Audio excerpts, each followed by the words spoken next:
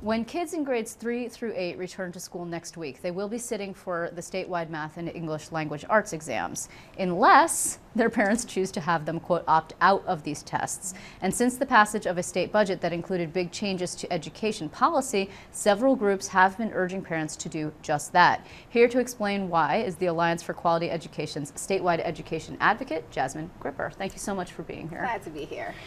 Okay.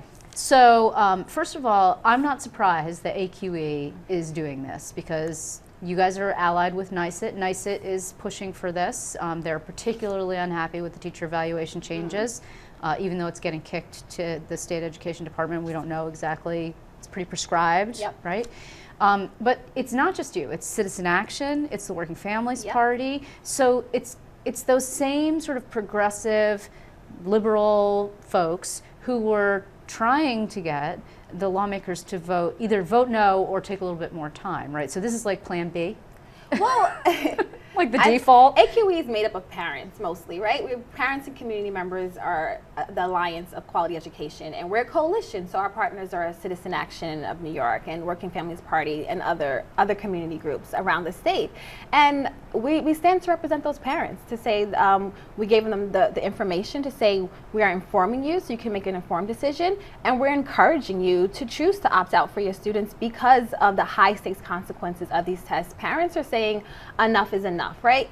A quality education is where kids are learning and playing and kids are talking to one another, where students are creating and building things, and not this drill and kill mentality that's been perpetuated. And so the governor is trying to double down on testing, and we're standing with our parents to say, send a clear message to the governor and the state legislator, enough is enough. Okay, so a couple of things. First of all, I don't know if you saw, but Jim Malatras, the director of state ops, was here, and he's got an education focus, and he defended the education part of the budget and pushed back, I guess. There's like a lot of mixed messages coming out. So what is it? Does SED really have some ability to set parameters for teacher evaluations, or is it really, are they in a box effectively? So one thing you say about Jim is that the language of the bill is so confusing. Okay. You know, everyone's reading it and rereading it and saying, what are they saying about teacher evaluations? What capacity does SED have versus what's prescribed in the bill?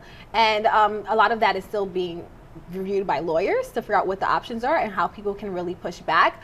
But essentially, classrooms are being evaluated on two measures.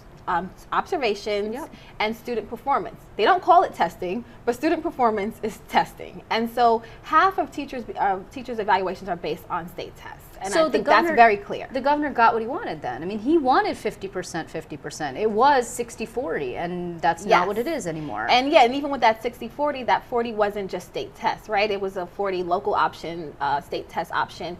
And that still is in place, that it doesn't have to be 100% the state test for the testing part. It could be a local performance plus the state test, but they've wrote the language to almost like not encourage that in a way. So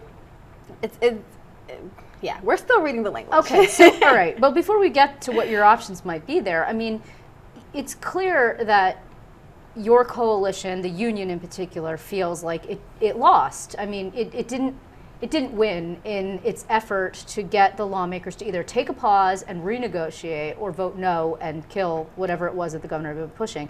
So now they're saying, well, let's undermine the teacher evaluation system by having fewer kids take the test, because, you know, if fewer kids take the test, you can't use it as a diagnostic tool to indicate how teachers are performing. So the opt-out movement isn't new, right? 60,000 kids opted out of state tests last year. And that's a small percentage, just to be clear. It's a small percentage when we look at all the kids, but 60,000 kids in New York City have not all done this one thing or something of this magnitude before, and that's quite a lot. That's a big statement and really bold. And we think that number is definitely going to grow this year. Parents are saying enough is enough.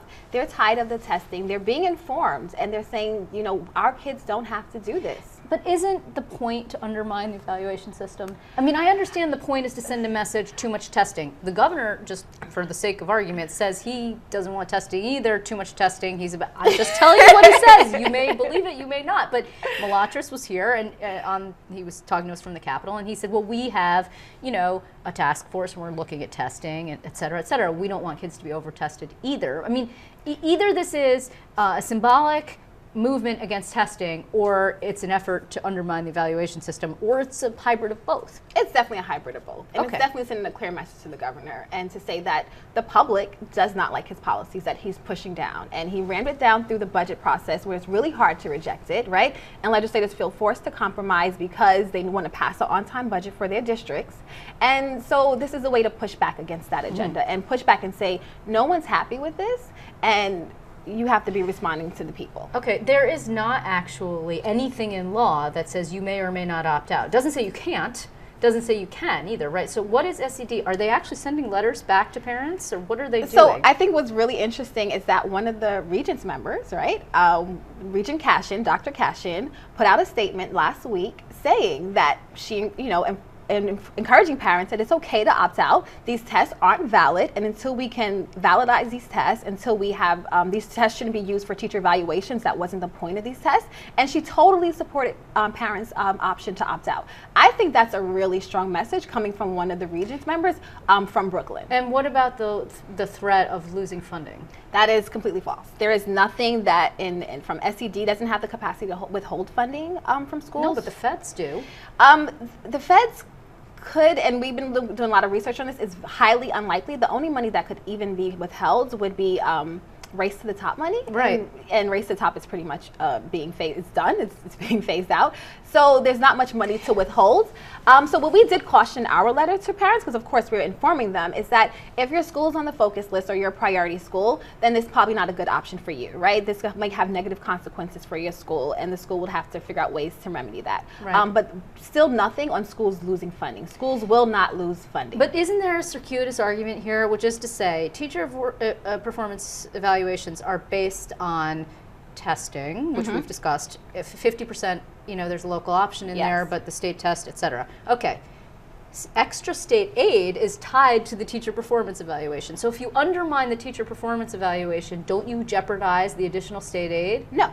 You don't. School districts have to, and teachers union have to come up with some sort of compromise, right? What will the rating system be? And they have to have that in place. But you can't punish the teachers or the teachers union for parents choosing to opt out their students. I think that is up to SED to figure out how they will deal with districts with a large number of students who opt out. But they cannot withhold aid if the union and the school district comes to an agreement. Okay, is this legislation that's being kicked around necessary? The opt-out legislation that's been proposed by, say, Kathy Nolan, for example, or Jim Tedisco, who, just for the record, wants the governor to take the some fifth grade parents have test. been apprehensive about opting out because of fear, right? Fear of consequences. So I think the legislator putting out some strong encouragement from parents and explaining them their rights and protecting students from being penalized, I think it's really encouraging to them, right? To express their views that they don't support the test. They do not want their kids sitting there for hours for ELA for 3 days and then come back the following week to do it another 3 days for math. Like who most parents don't want their kids to do that. These test scores are not being used to determine promotion for kids, right? They won't even, according to legislation before, they won't be included in students' permanent records until after 2018. Right. Right? So why are parents taking these tests then? I do want to also note, and that legislation, for the record, is just sort of floating around. It's not. Yes. It's been in various different stages, not been passed. That $1.6 billion that I mentioned in terms of additional state aid, Yes. and the number was 1.4. It was 1.6. It depended who you spoke to. Yes. There's $25 million that's additional allocated in this budget that was supposed to be for additional grants, I'm quoting, in aid to certain school districts, public libraries, and for nonprofit institutions. According to the Senate, and that went to the Senate for its allocation as it sees fit, it's going to go to charters. That's $225 per pupil per charter across the state. That is a heck of a lot more than the governor called for. Initially, it's $75 a head. That's a big win for charter schools that nobody knew about. I think it's really interesting that if the money is for charter schools, why wasn't it explicitly said in the budget? Like, what are the senators trying to hide? I think that's really like, is the money for libraries, is the money for nonprofit entities?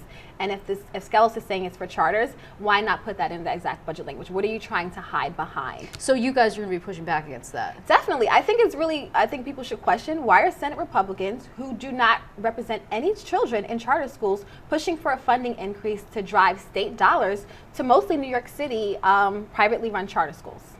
We've had this conversation. I know what you do. I know what you think the answer is.